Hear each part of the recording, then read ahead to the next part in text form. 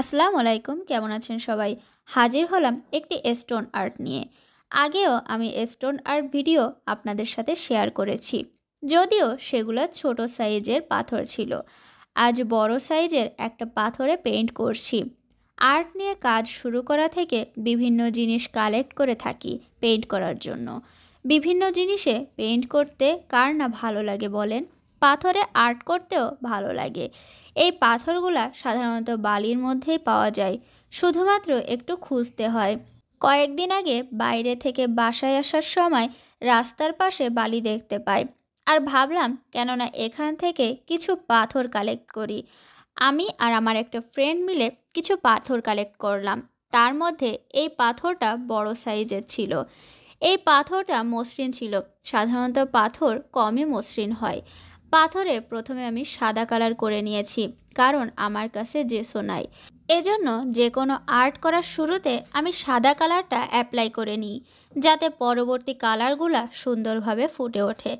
সাদা কালারটা ভালোভাবে শুকানোর পর পছন্দ মতো ডিজাইনটা করব। একদমই সিম্পল একটা আর্ট করব এই পাথরের উপরে। এরপর একটা গাছ এঁকে নিয়ে ছোট ছোট কিছু ফুল এঁকে নিচ্ছি। কিছুটা চেরি ব্লসম ট্রিয়ের মতো আঁকার চেষ্টা করছি। ছোট পাথরগুলো ধরে আর্ট করতে সমস্যা হয়, তবে এটা একটু বড় সাইজের পাথর হয় ধরে আর্ট করতে সুবিধাই হয়েছিল।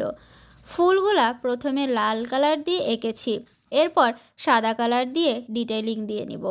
আসলে লাল সাদা কালারের কম্বিনেশনের ফুল রাখার চেষ্টা করেছি। ফুলগুলো আঁকার পর সবুজ হলুদ কালার মিক্স করে একটা কালার বানিয়ে ছোট ছোট কিছু পাতা দিয়ে নিব। তবে এটা চেরি ব্লসম ট্রি না, কিন্তু ফুলগুলা তেমন থিমে রেখেছি। অনেক সময় সিম্পল আর্টগুলাও দেখতে খুবই সুন্দর লাগে। পাথরের ওপর করা আর্টগুলা দেখতে অনেক সুন্দর লাগে। এগুলা দিয়েও ঘর সাজানো যায়। অ্যাক্রিলিক কালার দিয়েই পাথরের ওপর পেইন্ট করেছি। পাথরের ওপর পেইন্টিংগুলো দেখতে আকর্ষণীয় লাগে। এ ধরনের বড় সাইজের পাথর সাধারণত পাওয়া মুশকিল, তবে একটু কষ্ট করে খুঁজলে পাওয়া সম্ভব। আমি যেহেতু আর্ট পেইন্টিং নিয়ে কাজ করি, এজন্য বিভিন্ন সাইজের পাতা পাথর এগুলো আমার কালেক্ট করা হয়েই থাকে। আমার ভালো লাগে বিভিন্ন জিনিসের ওপর আর্ট এক্সপেরিমেন্ট করতে। কালারগুলো ভালোভাবে শুকিয়ে যাওয়ার পরে ভার্নিশ অ্যাপ্লাই করে নিলে কালার উঠে যাওয়ার কোনো সম্ভাবনা বা চিন্তাই থাকবে না। কোনো কিছুর ওপর কালার করার পর ভার্নিশটা অ্যাপ্লাই করলে কালারটা চকচকেও থাকে, আবার সুরক্ষিতও থাকে। এই তো আমার পাথরের ওপর পেইন্টিংটাও প্রায় শেষের পথে।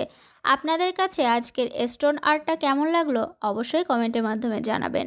ভিডিওটা ভালো লাগলে আপনাদের পরিচিতদের মাঝে শেয়ার করতে পারেন। আমার পেজে নতুন হয়ে থাকলে লাইক ও ফলো দিয়ে পাশে থাকবেন। আজকে এ পর্যন্তই, ভালো থাকবেন সবাই।